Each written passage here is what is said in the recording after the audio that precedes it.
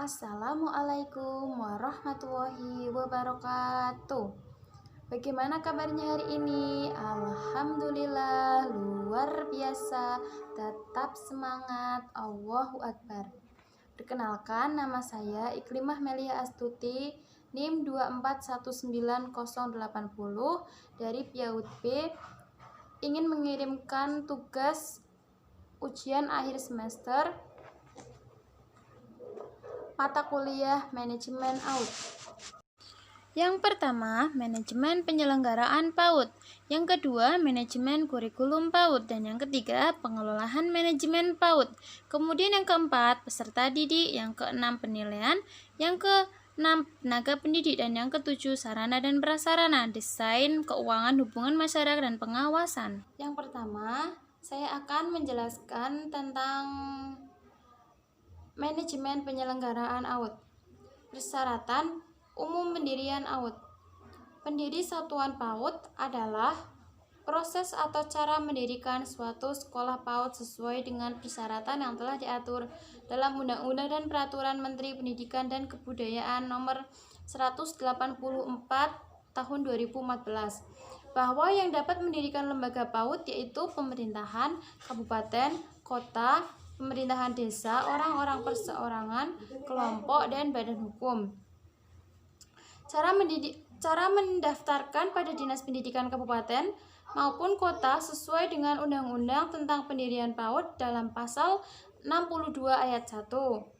Ada juga persyaratan lain dalam pendirian PAUD seperti persyaratan teknis pendirian lembaga pendidikan. Secara umum meliputi dokumen-dokumen kurikulum pendidikan, jumlah dana atau kualifikasi pendidikan, pendidik dan tenaga kependidikan, sarana dan prasarana, pembiayaan pendidikan, sistem evaluasi sertifikat manajemen dan proses pendidikan.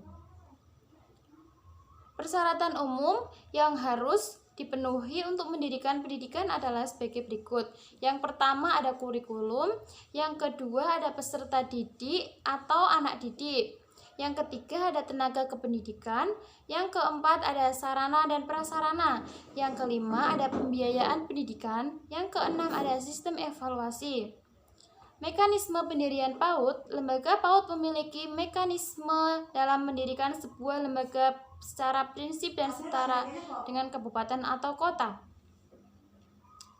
Beberapa persyaratan teknis yang dipenuhi diantaranya sebagai berikut. Yang pertama, surat domisili. Yang kedua, program kerja PAUD selama 1 tahun pelajaran. Yang ketiga, ada surat persetujuan masyarakat setempat melalui perantara RT setempat. Yang keempat, ada surat rekomendasi iuran. Yang kelima, rekomendasi Dinas Pendidikan Kecamatan. Yang keenam, rekomendasi camat dari Dinas Kecamatan setempat. Yang ketujuh, akta yayasan penyelenggaraan.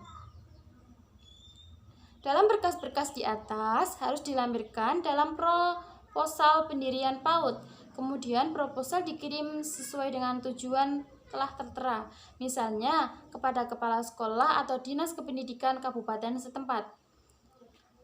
Tujuan penyelenggaraan PAUD atau TK. Jadi di dalam sebuah pendirian sekolah itu pasti mempunyai tujuan, dan tujuannya yaitu yang pertama, membangun landasan bagi perkembangan potensi anak agar menjadi manusia beriman dan bertakwa kepada Tuhan Yang Maha Esa.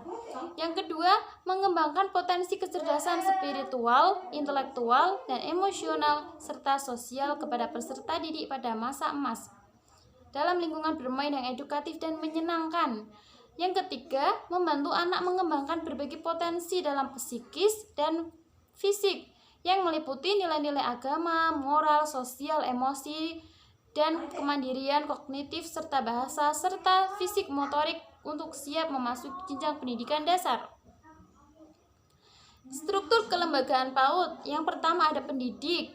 Pada Undang-Undang RI Nomor 14 Tahun 2005 tentang guru dan dosen disebutkan bahwa guru merupakan pendidik profesional dengan tugas utama mendidik dan mengajar. Yang kedua,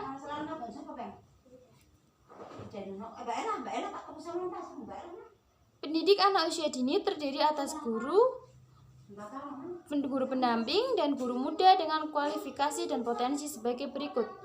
Guru PAUD, kualifikasi akademik PAUD memiliki ijazah diploma 4 atau sarjana dalam bidang pendidikan anak usia dini yang diperoleh dari program studi akreditasi, atau memiliki ijazah diploma atau sarjana kependidikan lain yang relevan atau psikologi yang diperoleh dari program studi terakreditasi tersebut.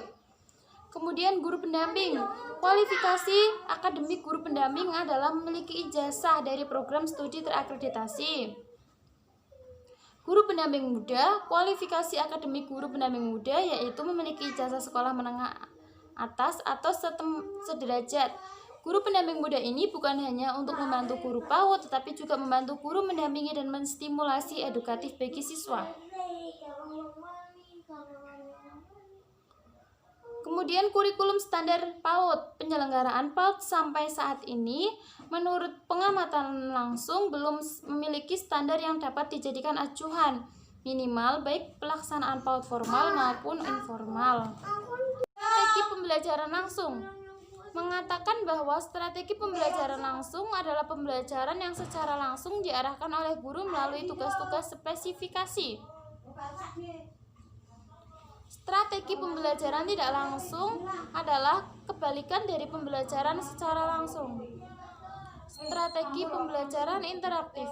Pembelajaran interaktif menekankan pada diskusi dan sharing di antara peserta didik. Strategi pembelajaran empirik, strategi pembelajaran mandiri. Proses pembelajaran PAUD ada bermain sosial, bermain seorang diri, bermain paralel, bermain asosiatif, bermain komparatif. Bermain sosial, bermain sebagai penonton, bermain sebagai benda, bermain sisiomatik drama. Metode bermain adalah metode yang menggunakan permainan tertentu. Metode bercerita, metode menyanyi, metode demonstrasi adalah kegiatan praktek yang dilakukan oleh